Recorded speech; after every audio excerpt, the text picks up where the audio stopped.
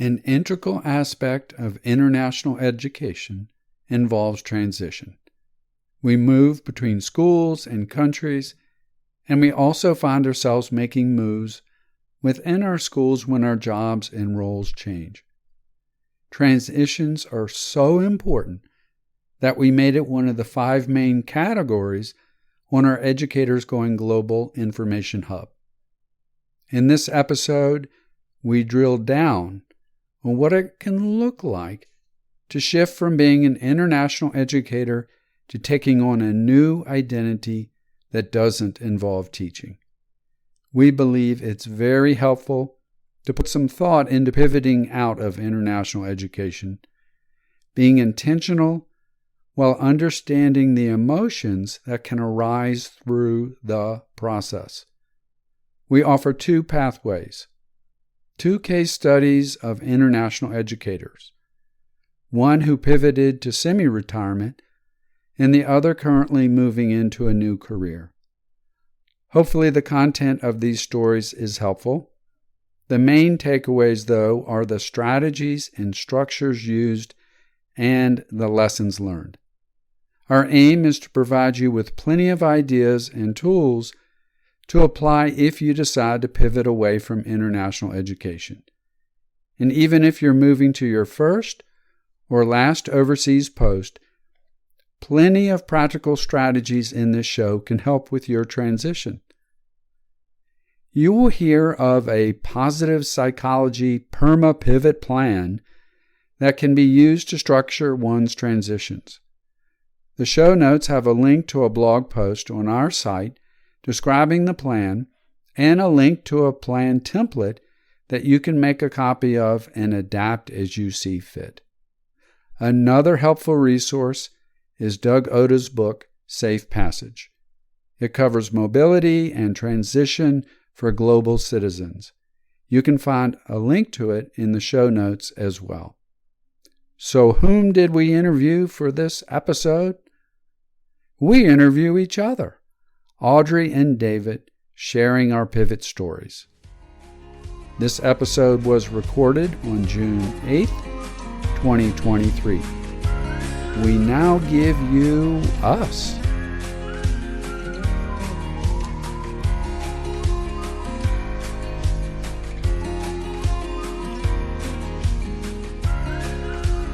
Hello, Audrey. How are things going for you?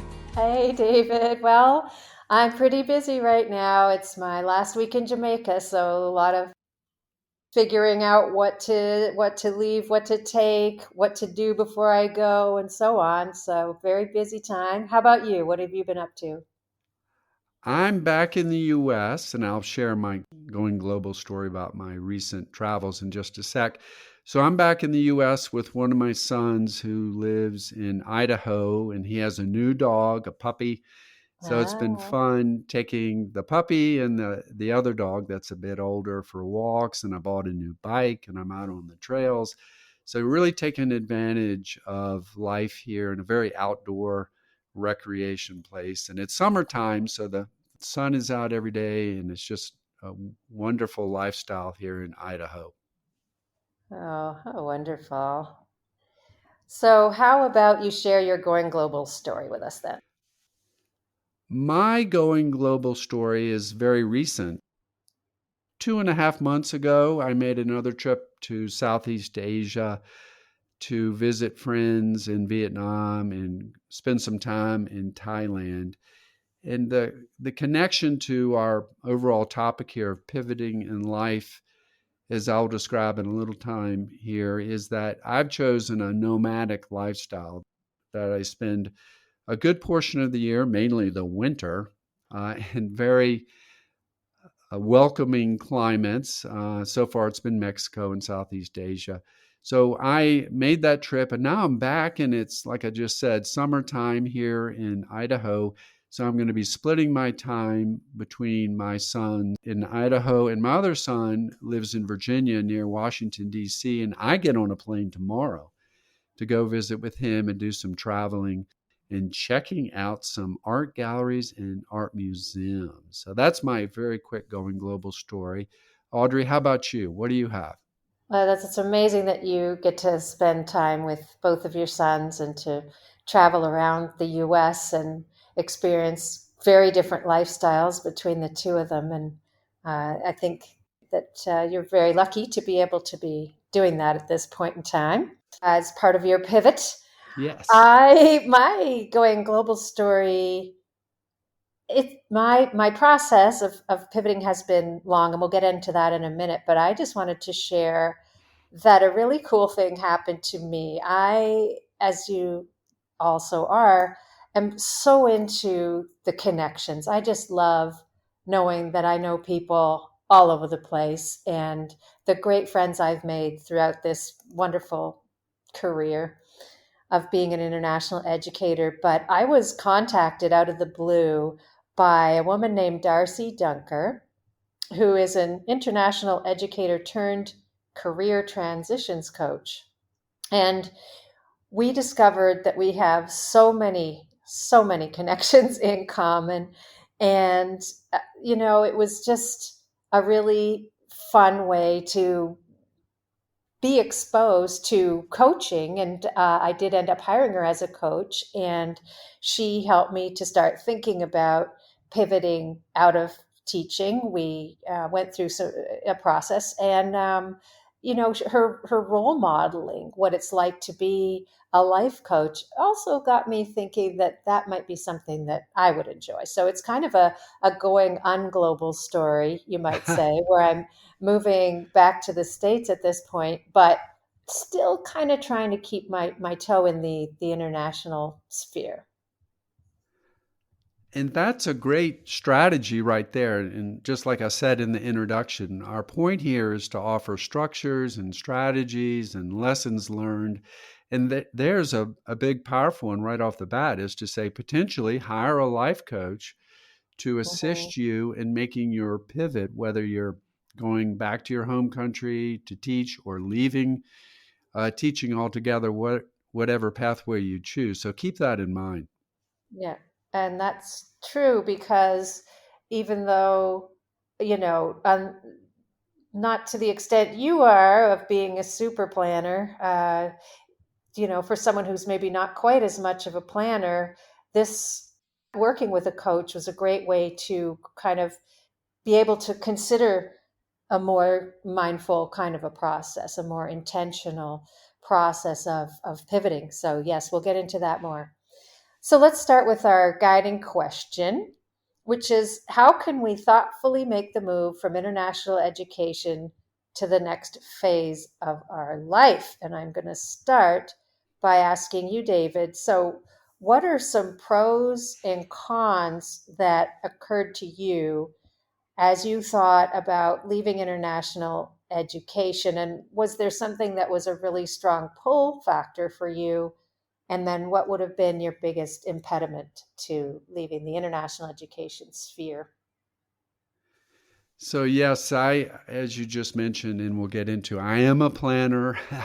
I enjoy putting together worksheets and structures in my role as a life coach. So I'll chat in just a second about a plan that I put together for myself and for anyone else that might want to use it. So the pro really was the idea that I wanted to spend a lot more time with my sons. And I'm Mhm. at that point in my career where I can step away and hit the pause button and find ways that I could potentially live with them or rent an Airbnb near them and really catch up, especially for so many of us that have gone through the COVID lockdowns and then there are countries like China and Vietnam after the first breakout where you had to stay there for over the summer. You didn't get that time to go back and see your family. So that was a real pro saying, "Man, I'm ready to go give that a go."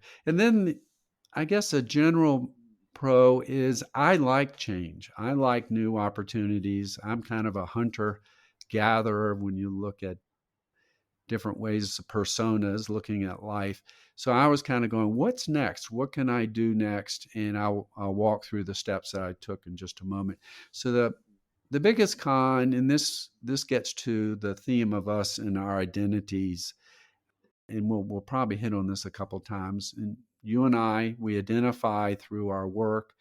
We also identify as parents in different roles that we have. But one of the big ones is yes, we are international educators. We are contributors to communities. We love to engage with other people. And for me, that was going to be the biggest change. And so I had needed to think about how can I find new ways to be connected, to contribute, to engage my character strengths. So that was my biggest con, I think. So how about you, Artie? What were the pros and cons in your thinking as you were processing, okay, what's my next step in my life?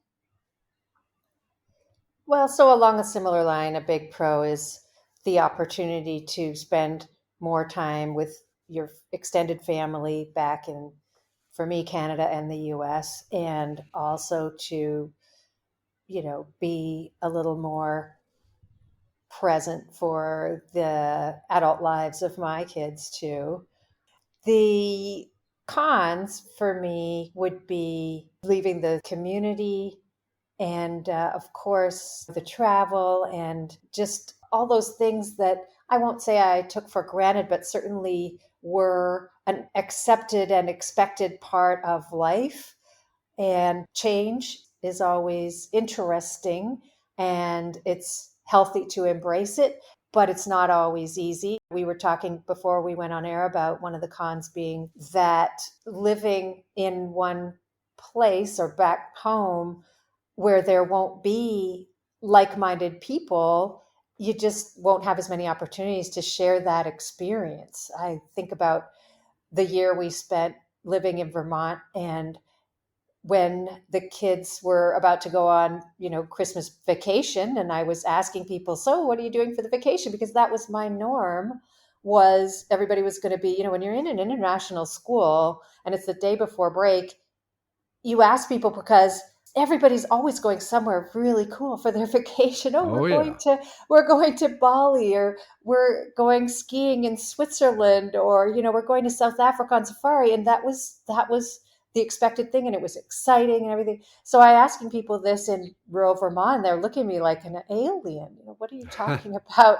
I'm not going anywhere. We're just having our vacation, vacation from school. So that's a big thing to think about, that you're letting go of. And of course, the warm weather that we've gotten used to from living overseas. We've always chosen to be in places that were relatively warm. And of course, the Vermont winters are, yeah, not always so warm. Oh, yeah. So there's a tough part. But for me, the biggest impediment is letting go of that whole international community and international school community where that you're part of. So lots of thoughts and feelings going on, especially this week as I am faced with kind of my last official week of being an international, not quite educator at this point, but traveler, liver, that Yes. international lifestyle, let's say. All right. Big time.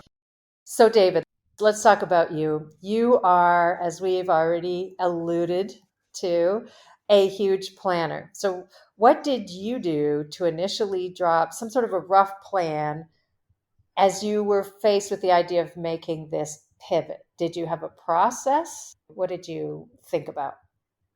So, yes, I did have a process. And as folks have heard me say many times, I'm a real believer in positive psychology and in well being. And what's so great about that approach is it's scientifically researched across cultures and people as an approach to help people thrive, to be living life well. And so I thought, okay, how could I take what are called the PERMA pillars? So when you look at positive psychology and the model of well being, they break life down into several domains, and we get this acronym. P is for positive emotions, E is for engagement, R is relationships, M is for meaning in life, A is for accomplishment, and health is for physical and mental health. So I think for a lot of people, you don't need scientists to tell you, yeah, that makes sense. If I'm working towards these domains, I'm probably going to be living a life where I am thriving, hopefully. So I looked at that, and then the character strengths that there are 24 of them that we all have, and there's some that we engage more than others. And so I kind of said, okay, I'm going to put a plan together. I'm going to open a Google Doc and I'm going to make a framework with the PERMA pillars, each having a column. And then I'm going to get into which character strengths am I using right now in my life when I was a teacher and part of the international community? And what do I want kind of my PERMA profile to look like when I make my pivot? So it's a case of taking that self assessment. And I broke it down a little bit more to not just do positive psychology. I brought in what are my interests, what are my talents, and then there's the Clifton Strengths profile. And many of you have probably gone and taken that survey as well and say, okay, what are all these things that I'm doing now? In some cases, there were areas where I wasn't as engaged. Let's say health. Maybe there were some aspects of health that I go, that's an area where I really, in my pivot, I wanted up my game there. Or when I looked at engagement, boy, everything was going to change where I would be previously in a school engaged in coaching, teaching, counseling. What was going to replace that? So that was a huge one. And then there's the R for relationships. You're leaving that community behind. How can I stay connected to some degree? We've got all of our social networking and things like that. So I put this chart together, and I also looked at what are things that are supporting me currently when I was a teacher? And then what were detractors? Because not everything, like we keep saying, eyes wide open as an international educator. What are some detractors that are in place? What, it's not perfect? No, not perfect. Yeah, we love it, but that's part of our mission. We're trying to help people see all aspects of what it means to be an international educator. So that was kind of the step one of my worksheet. And then the next step was starting to do some research on what would be some possibilities for me to shift to. And right off the top, most people think, what is that employment going to be? And that's very normal. I'm really at the end of my career, so I was looking more at retiring, and I think that's going to be nice here for our listeners that we're offering two pathways: me towards retirement, and you moving on to the next stage of your work life as well. So I did some research, I did some scanning on what possibilities might be for me to have my PERMA profile really working well, that my character strengths were engaged, my interests, my talents were engaged. And one of the things that if you can do this, and this is what you did in a way, you try to pilot. It's kind of tough to pilot retiring in my case. So Yeah. that one really didn't work as well. And I think for you, you've definitely had a chance to pilot a little bit more. And then the last step is launch, where in my case, I finished out my contract at my last school. I got on the plane. I came back to the US and I started this life as a retiree. And that was kind of my plan. So, Audrey, in our conversations over the last several months, your process has been a bit more drawn out, and you were checking things out and thinking about things, and like I was saying, kind of scanning and testing the waters. So, what has your process been? Yeah, I've been testing and testing and testing. My initial beginning was kind of unintentional, honestly, because we took a job that was going to represent a huge challenge for me. And this was at a point when I'd already been overseas for 26 years or so. And this is where I took on a completely new teaching role, teaching film. And it was great and also super challenging because it wasn't really my background. And so my husband, Mark, offered that maybe after I completed the first contract, the first couple of year contract, what if I took a year off? And I thought, well, that actually sounds not too bad. And okay, I'll be honest, it sounded amazing.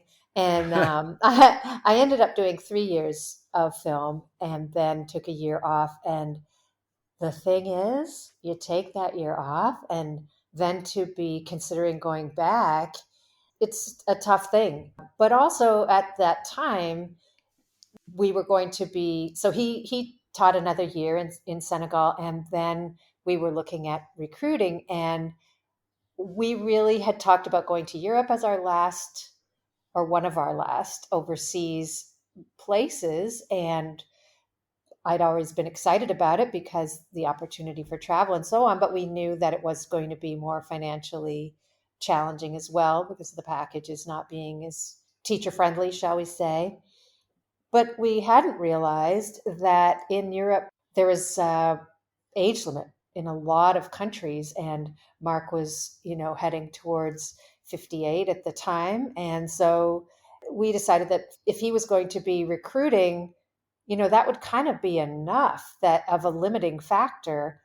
That if we also added in the need for, that whole right fit with a couple for both of us to find something, that would limit our possibilities significantly. So I suggested that, well, what if only he recruited and then I start looking for work that I could do online from anywhere, or I could sub or coach or what have you. And that's what we ended up doing when we were in Italy. He was working full time and I subbed. I ended up subbing actually quite a lot, and I was coaching. We actually coached together. So that was fun because we hadn't done that before.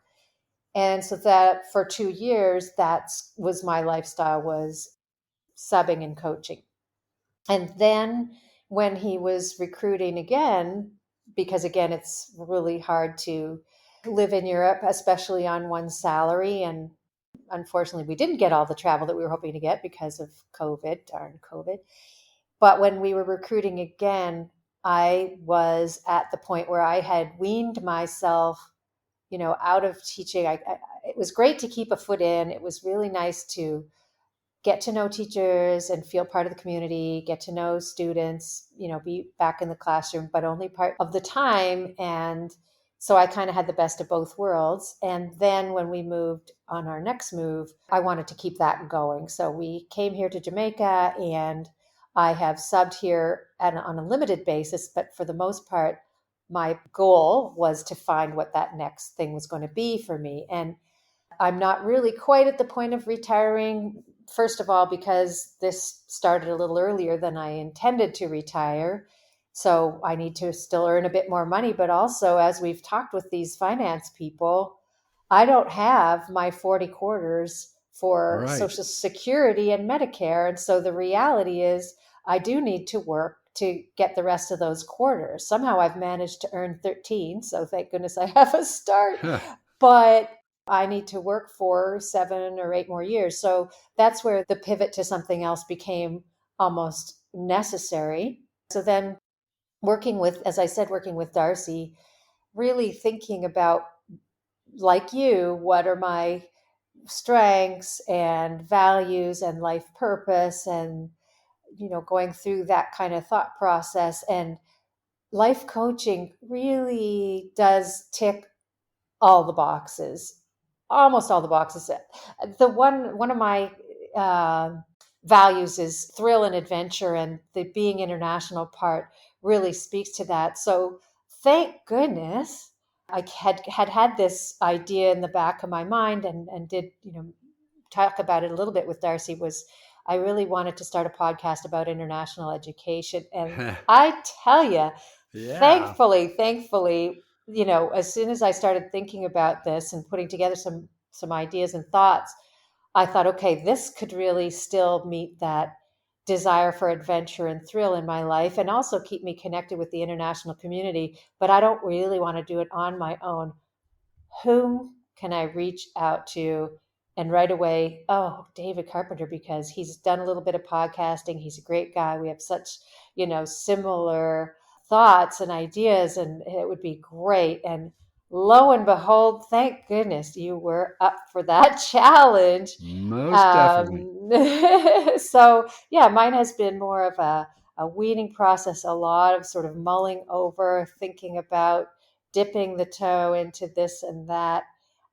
but I wanted more control over my schedule. I want to work part-time, and life coaching can provide that while also still giving me the opportunity to give back to the community, to feel that I'm helping and supporting people and using my, what Darcy called my superpower of empathy.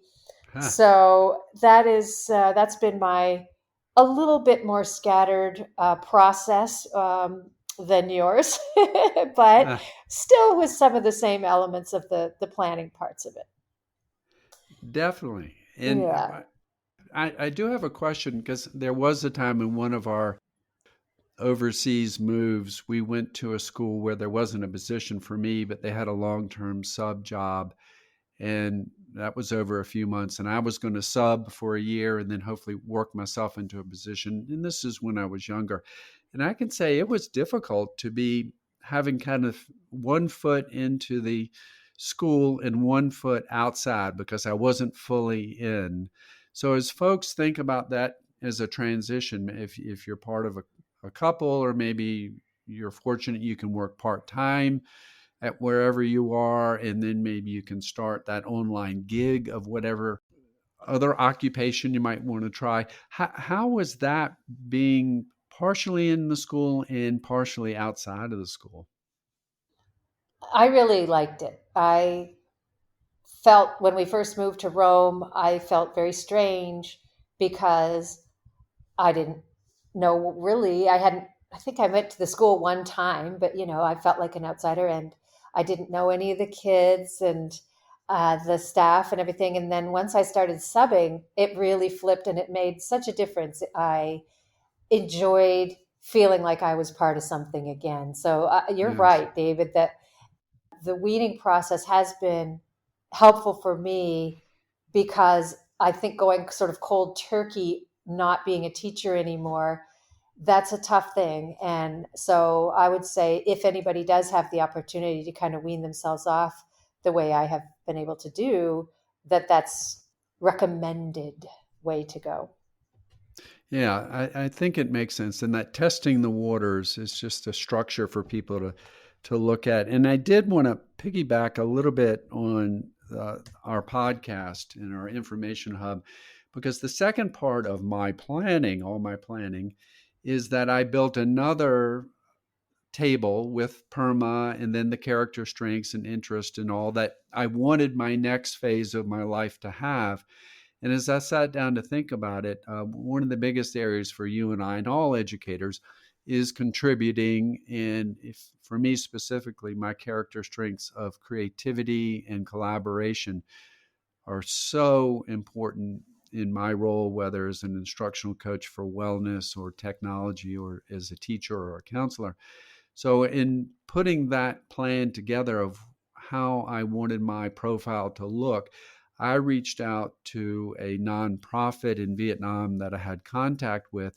And after several discussions, worked with them that I would help them create a wellness curriculum for the students. They offer after school programming. So that was going to fill that void to some extent. And then when you came forth and said, "Hey, I want to start this information hub and podcast," boy, howdy, has Educators Going Global wonderfully filled that aspect of my PERMA profile in character strengths and relationships. I mean, it's been so Yeah, wonderful just working with you, and I get so much out of that. And then the people who we're meeting and bringing on the shows, that's new relationships, and so there's a lot of meaning there. There's definitely a lot of accomplishment and achievement, and a lot of positive emotions that go with the engagement of being involved in our endeavor here. So I'm very appreciative. right. And also for me, not just meeting new people, but reconnecting with old friends Yes. has Holy been cow. such a fantastic part of this whole gig. So yay. So as we're going through these planning stages, we know through our studies about well-being that transition can really bring on feelings of loss, especially when you experience a lot of change. And, both of us in our separate journeys went through a lot of transitions from jobs to countries in the past 30 years, you even more than I. So we're familiar with these feelings. But something that we would like to talk about now is how our entire identities change when we pivot out of teaching. So, why don't you start off with talking a little bit about that? Yes. And I think for folks who are listening and they're placing themselves on the continuum of how much they're planners and how proactive or maybe not proactive and not being a planner, I think one of the most important things to do is to stop and process who you are, all aspects of your identity, the different roles that you fulfill, and how that will change, as you're saying, when you make this pivot. Because let's say you are pivoting back to your home country and you're going to remain a teacher. Well, you've brought up the great point that you're not going to be an international teacher and all that encompasses. And then in Exactly. the case like you might switch to another career. In my case, stop working. What does it mean to have that loss, to let go of your community, those students, those fellow teachers, the lifestyle? It's huge. So if there's any big takeaway from our talk today, is find a way to process those emotions that come up and validate them. And one of the things I don't like about the term positive emotions is that we have emotions that are uncomfortable and we can call them negative, but we need them. There are times we need to be Hmm. anxious, and there are times Hmm. we need to be worried, to be forthright and plan ahead and make smart decisions. So I wouldn't frame it that way, but what I would say is validate those emotions, let them come out, find ways to process them, because for those of us that have been international educators for the majority of our lives, this is a big step to step away. Right. And if you've seen the movie Inside Out, then you Yes. understand what David is talking about. You got to have sadness and you've got to have anger. They all kind of tie in together to make us who we are and to give us the full human experience. So, not shying away from those emotions and just really, as you say, noting them, feeling them, being present with them is important. If you just shove them down, pretend they're Yeah. not there, Yeah. ignore them, they're still there. You haven't They dealt with are. the problem. You're just deferring it. So absolutely true. So let me ask you a couple of specific questions related to loss. What are some specific losses you might have experienced when you let go? Right. And the, I'm going to come back to that identity, and maybe this is for our younger educators some good advice. And it's a cliche that we can so identify with our work. And in life, we need to find balance. What are other areas of life that we need to put energy to have balance and things like that? And I guess for me, and I think for you as well, we give so much to our work, to those that we work with, that to walk away from it, there's a lot of anguish, in my case, real feelings of who am I now? Do I have validity as a person that's not giving to other people at this time? Even though I figured out ways to do it in my shift, but Right. that loss, and like you were saying, the loss of the lifestyle of holidays, traveling with other folks, new adventures, right? New experiences. Yeah. Yeah, that is something that will take a little practice, but what's popping in my head right now is just like you were saying earlier, how to transition slowly. So maybe if you do move back to your home country, that you say, you know what, this winter holiday, we're going to go to this neighboring country, or we're going to go explore our home country, which in a lot of ways is a new country if you've been away for a long, Right. long time. So you've got to help yourself with that transition. So that was big. One of the things to give people a little framework, they've probably heard about the stages of grief and loss towards death. We take that framework and we apply it just in the process of change and probably for many of you with your orientations, you've had someone stand up and put a chart up that talks about, okay, here's the transition stages that you might be going through in the next several months. And the first stage that a lot of us call is the honeymoon stage, that you've gone to that new school, or in my case, retired back to the US. And it's a honeymoon that everything looks bright. You're very upbeat. You're open to these new changes. It's exciting. But after a while, those memories of where you were before, your habits, your lifestyle that you lost, that you gave up, that you used to do come into play. And then we can kind of drop. If you look at the chart that you've hopefully seen, the arrow goes down, that your emotional state becomes one where you're feeling more uncomfortable emotions. You can be confused because you don't know how things work with this new job or this new place you're living. And Mm-hmm. it takes some time to give yourself that opportunity to learn how do things work in this new place. And just like I said, to validate those emotions of loss, of letting go of whatever that previous identity might have been, or job, or whatever lifestyle that you had. And then after a while, you get into what we call the new normal, that you've accepted this new life and you're taking it on. And in my case, applying the PERMA pillars and what character strengths can I do to make the most of this new lifestyle. So that's just a kind of a structure to help our listeners think about how they can handle this potential transition. So, Audrey, with your transition, which has been slower, and you right now are at the cusp of that door that's you've been walking in and out of every day, being an international educator, a traveler. You're about to step through that one last time, potentially, and close that door. So, what are you thinking about regarding your future identity and your previous identity?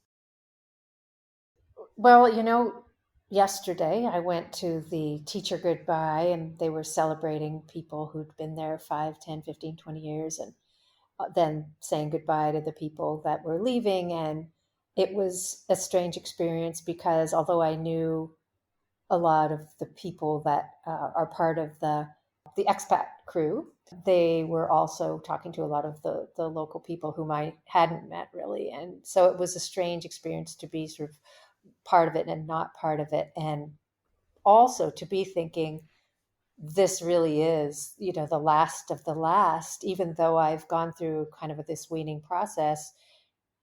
When we go back to the States, theoretically, that's going to be it, unless something unforeseen happens. And so it's been hitting me. And every place I left, I always really tried to lean into the feelings of loss and saying goodbye to people. I know sometimes people say, oh, don't say goodbye, say see you later. But I really like to get that closure. I don't mind if I'm crying that whole day because I am going to miss those people. And the reality is, I may or may not see them again. And so for me, it is a sad time, which is okay. Yeah. I'm prepared. I know it's going to be a sad time, and I'm not going to apologize for the fact that I'm going to be emotional about it. And it's part of the process that I think we should acknowledge. I always talk to my kids too about whenever we left a place, we talk about what are going to be the things that you will miss the most about being here. And then on the flip side, what are things you're most excited about going to this new place? And so I think it's really important to try to process all of that. So for me, this is a really difficult time because I don't want it to end. It's in my mind, it's 30 years Oh, yeah. ending, and it's not just the identity as a teacher, because I really think I've kind of let go of that at this point. I've had my nice little weaning phase, so I'm Huh. I'm okay with that, but it's the being part of the international educator community that is really challenging and tough for me, even though, again, I've kind of weaned myself out of that too. But hey, I still live in Jamaica. I mean, it's still really cool for me from my perspective. And, we've enjoyed being here and the travels that we've done and the international teachers that we've been able to hang out with. And, it's letting go of all that. And for us, going back to rural Vermont, where it's a bit of a drive to get to anything big in terms of a lot of people. And for me, those connections are so important. So thank goodness for technology. Thank goodness for educators going global so that I can really stay connected in that way. So luckily for me, I've managed to build in some of these support systems that Mm-hmm. are going to help ease that. And then there's, for me, because I'm pivoting into something new, there's building the new identity of being a life coach and what that looks like and where that's going to take me. So that's exciting. I'm curious. There's a lot of possibility there of which direction that's going to take me.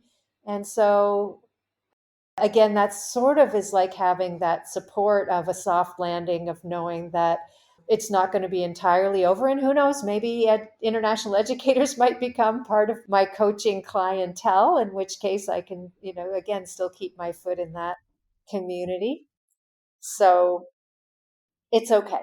It's tough and it's also okay. It is. And I really appreciate the modeling that you're doing right now.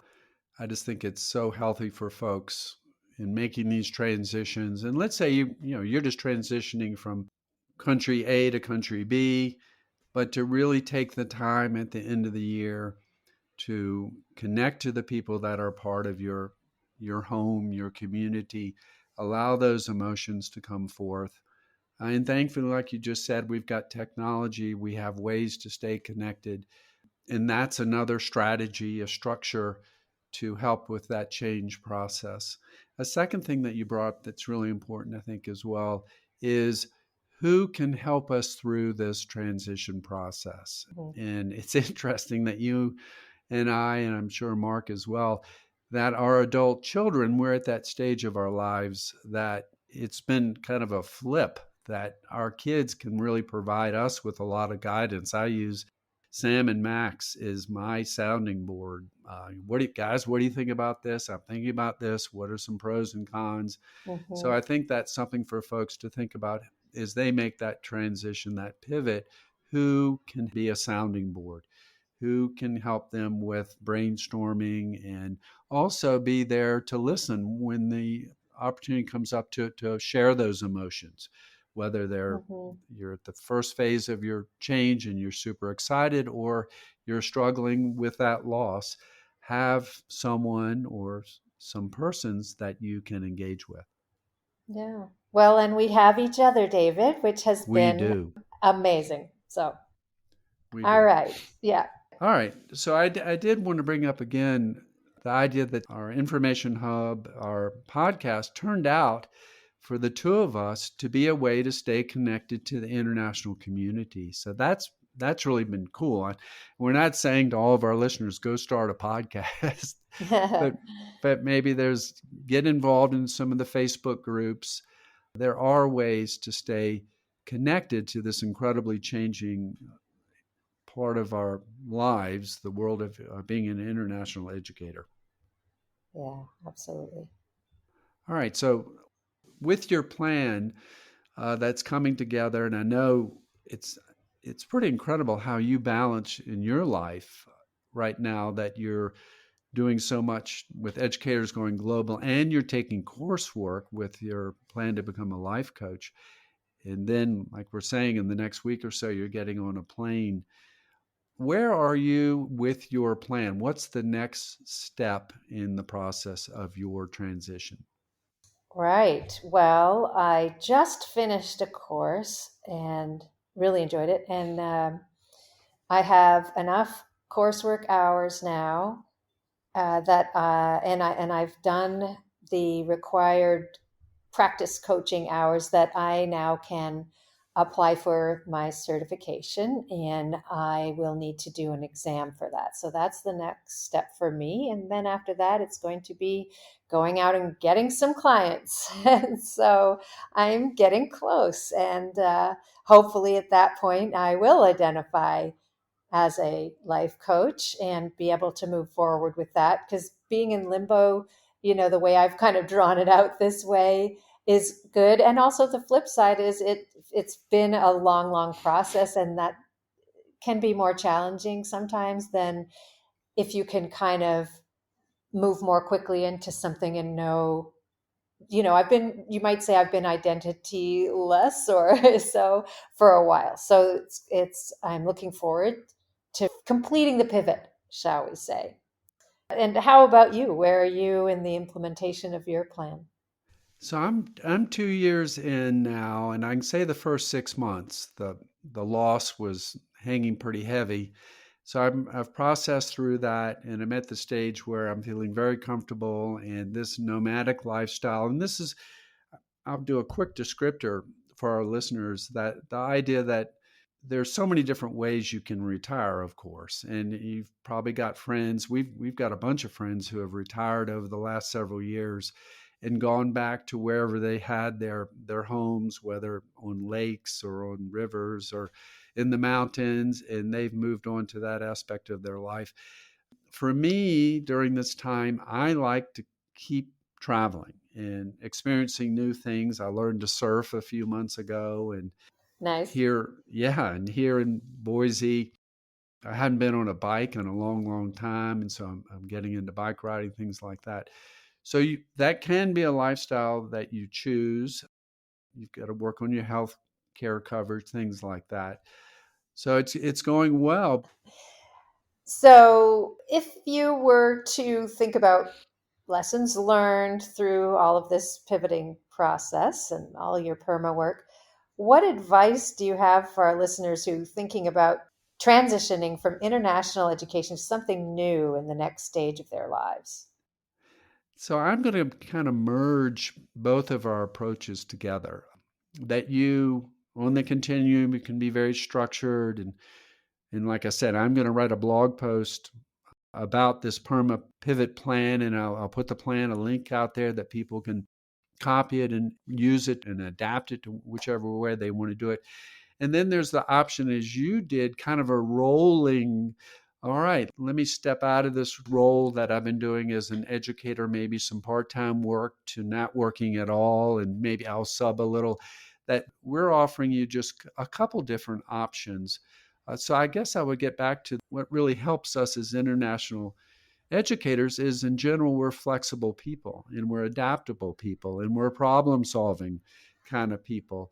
So to take that time to decide how you're going to approach this pivot, in whatever pivot you might be making, if it's the end of your career or to your next post around the world, is to remember your character strengths, your dispositions, and to be intentional, to not just kind of wait and see what happens. Because as Audrey and I have shared, there are a lot of emotions that go with this process. Hmm. And the more that you can have someone to go through this transition with, to talk with, to share with, to have gratitude towards the things of the past, and potential gratitude towards what's going to happen next, really think it through and find the pathway that works for you.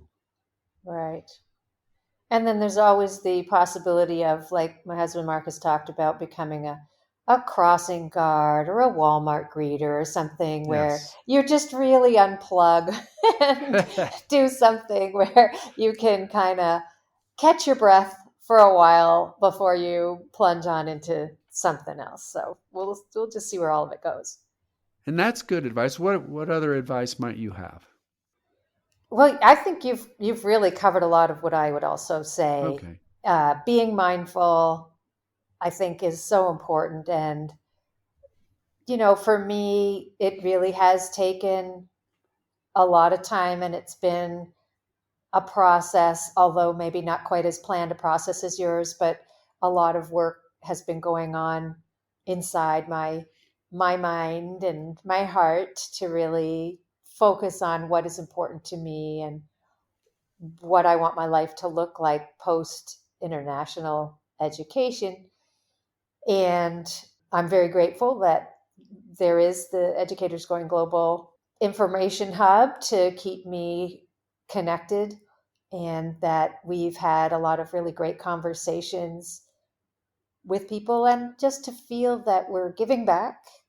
And, I know that there are people out there listening to this that have been asked, okay, tell me about this whole international education idea. I heard something from someone.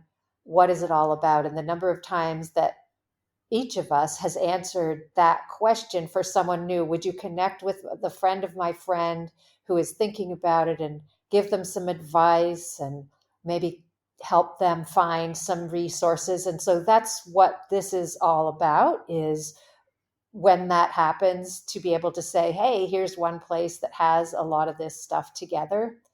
And then also, hopefully, connecting as well with veterans, because that allows us to tap into talking to people like Heather Narrow and Lloyd French, where we've asked, what are some current trends? What's going on? So that we can stay connected to that piece of the whole thing.